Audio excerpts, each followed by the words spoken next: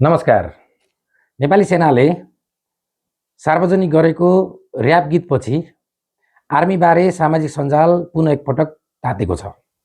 आउनुहोस् आज हामी नेपाल आर्मी सम्बन्धमा सानो छलफल गर्नेछौँ।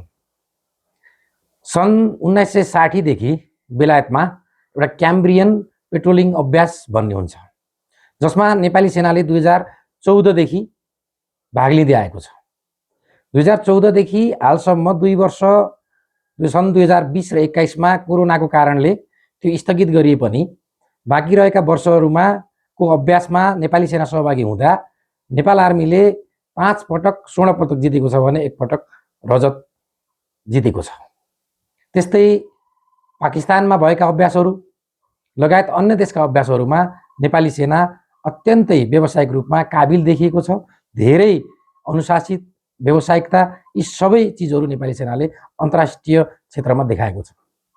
संयुक्त राष्ट्र सङ्घले पठाउने शान्ति सेनामा आज सबैभन्दा बढी सहभागी नेपाली सेना नै हुन्छन्। यो भन्नुको तात्पर्य के हो भने नेपाली सेनाले आफ्नो ड्रिलदेखि ब्यारेकको अनुशासनदेखि सबै कुरामा नेपाली सेनाका सिपाहीहरू, नेपाली सेनाको जेसियोजहरू, अफिसर्स र्याङ्क सबैले चाहिँ एउटा एक प्रकारको व्यावसायिकता देखाएको छ। यसका लागि चाहिँ नेपाली सेनालाई धन्यवाद दिनै पर्छ। तर नेपाली सेना पनि एउटा संस्था हो, यससँग पनि तमाम प्रश्नहरू उब्जिन्छन् र ती प्रश्नहरूलाई सार्वजनिक रूपमा सेनाले स्वीकारेर आफूलाई सुधार गर्नेतर्फ चाहिँ लाग्नुपर्छ।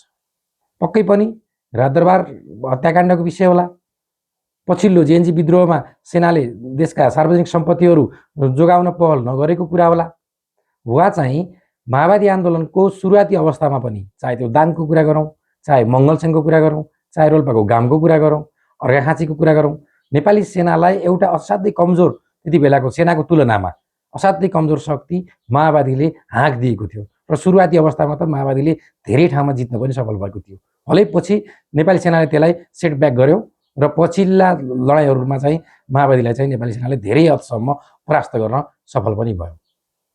त्यसकारण नेपाली सेनाले एउटा कुरा के बुझ्नुपर्दछ भने आज सेनाको सैनिक कल्याणकारी कोषको विषय उठिरहेको छ। यो प्रश्नबाट सेना भाग्नु हुँदैन। सेनाका सिपाहीहरूको धेरै विदेश गएका शान्ति सेनामा सहभागी भएका सिपाहीहरूको धेरै रकम काटेर सैनिक कल्याणकारी कोषमा लिइन्छ। सैनिक श्रीमती सङ्घ पनि बेला बेलामा विवादित पनि बनेको छ। भारतीय नायिकाहरूलाई ल्याएर त्यसले यसभन्दा अगाडि केही कार्यक्रमहरू पनि काठमाडौँमा सम्पन्न गरेको थियो। त्यस्तै सेनाले अनपेक्षित चासो निर्माणका क्षेत्रमा देखाइरहेको छ, व्यापारिक क्षेत्रमा देखाइरहेको छ, पेट्रोल पम्पहरू चलाइरहेको छ। त्यसकारण अब सेनाप्रति यति प्रश्न उठिसके पछाडि सेनालाई लोकतन्त्रको संविधानको एउटा रक्षकको रूपमा नागरिकले स्वीकार गरेकै छ र त्यो विश्वासलाई अझै प्रगाढ बनाउन चाहिँ जरुरी छ र त्योतर्फ नागरिक सैनिक सम्बन्ध चाहिँ एउटा कायम हुनुपर्छ। र अर्कोतर्फ सेनाले जुन व्यावसायिकता, कुशलता आजका दिनसम्म गइरहेको छ त्यसलाई अझै मजबुत बनाएर खास गरी सेनाको माथिल्लो र्याङ्कले चाहिँ थुप्रै जवाफहरू दिनुपर्ने छ र त्यो चाहिँ आगामी दिनमा सेनाले त्यतातर्फ दिँदै जाओस् र यो संस्था एउटा चाहिँ यो देशको एउटा संविधानको रक्षक हो, यो राष्ट्रिय अखण्डताको रक्षक हो र देशको एउटा चाहिँ अन्तिम शक्ति पनि नेपाली सेना हो। यसको 100औं वर्षदेखिको र दक्षिण एसियाको त सबैभन्दा पुरानो सेना नेपाली सेना नै हो। त्यसकारण यत्रो गरिमा, यति ठुलो इतिहास राखेको नेपाली सेना सानो सानो कुरामा चाहिँ विवादमा आउनु हुँदैन। सेनाले आफूले जे नगर्नु पर्ने हो त्यो कुराबाट चाहिँ बाहिर निक्लिनै पर्छ र त्यसले गर्दा नै नेपालको संविधान, नेपालको लोकतन्त्र, नेपालको राष्ट्रिय अखण्डता, यी सबै चिजहरूलाई चाहिँ भोलिका दिनमा जोगाउन, यसको सुरक्षा गर्न, यी सबै कुरालाई र खास गरी नागरिक सैनिक सम्बन्धलाई बलियो बनाउन र नागरिकको विश्वास जित्नका लागि चाहिँ सेना हरदम तयार हुनै पर्छ र त्यो बाटो चाहिँ नेपाली सेनाले आगामी दिनमा लियोस् भन्ने शुभकामना व्यक्त गर्न चाहन्छु। धन्यवाद।